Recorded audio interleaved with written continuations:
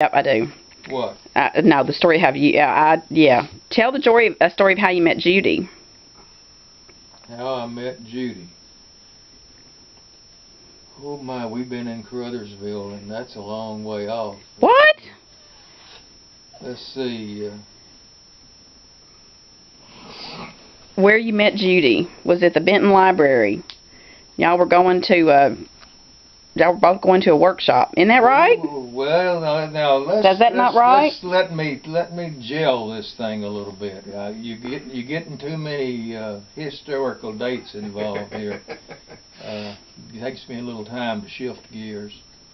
Yeah, we jumped a few decades, didn't we? Yeah, we jumped a whole bunch there. Nevertheless, Judy came into the scene at a prime time, and I was looking for someone Which that I meat did could you talk have about? a family setting, that I could have a home, that I could have what I wanted instead of just being hung out there. And I found out that at Benton Library they were having a unmarried gathering, and I'm not sure what they called it now, but singles group. Singles group. I thought maybe it was called the Hitching Post or something. Singles group sounds good. So I cleaned myself up and went to Benton, to the library. It's a new building over there, or was then. And went in, and someone directed me to a door, and I went in the door, and there was this table and people sitting around it, men and women. And I went in and sat down, and then this cute little lady said, "I think I know you." And I said, "You do?" "Yeah, aren't you Jim Williams? Don't you work down at GAL?" "Yeah." So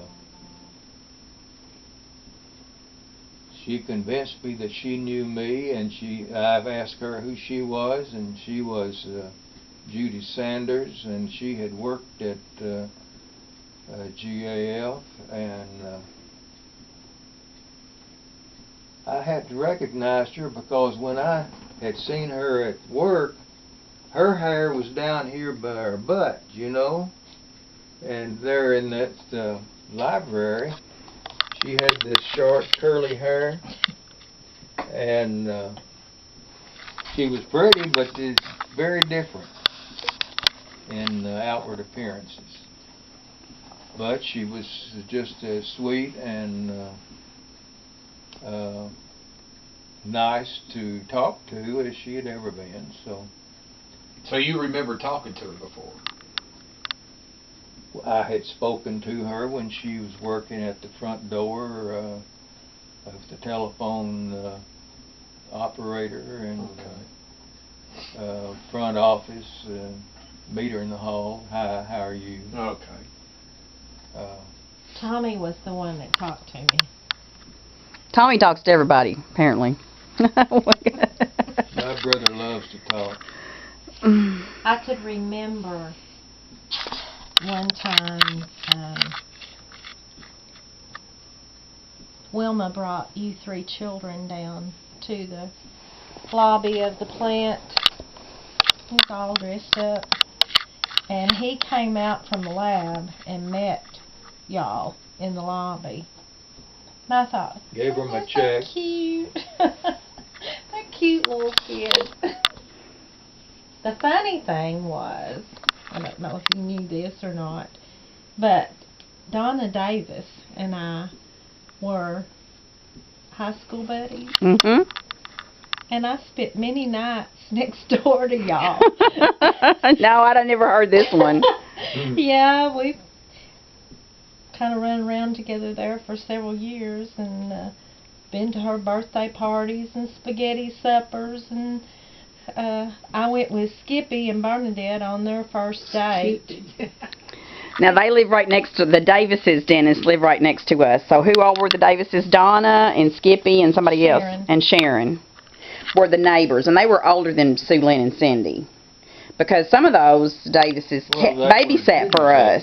Yeah, they babysat for us, a couple of them sometimes, and then also Charity's mother-in-law, Billy. Charity's mother. Charity's mother. It wasn't Billy, it was Augusta. Augusta, yeah. Augusta Morton. No, Augusta. No, that's. I know, Augusta. Dowell. Dowell. All right. Yeah. Yeah. But we used to be out in the front yard twirling our baton and doing cartwheels and all this sort of stuff. Oh my goodness. Practicing for cheerleader and all that stuff right next door to y'all. So, are you closer to my age or to Daddy's age? Me, I'm even between y'all. Oh, right in the middle. He robbed the cradle, didn't he? Right in the middle. Huh. You know, when it falls into your arms, you take it. But anyway, that night at the library, he asked me if some of them were going somewhere to eat afterward, and he asked me if I was going, and I said, no, I've got to go to my mama's. And anyway, he said, well, why don't you come after you've gone to your mama's?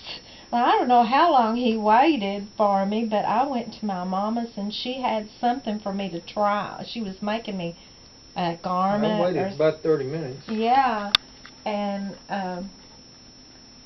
I kept him waiting. He waited, and when I showed up, he was sitting around, you know, talking with all them. He excused himself and come over and offered to get me something to eat, and I was so nervous, and I'm not normally this way, but my hands were just, I shook more than he is right now. He tells me that I shook like a leaf in front of him. I don't know. You're scared of me, I guess.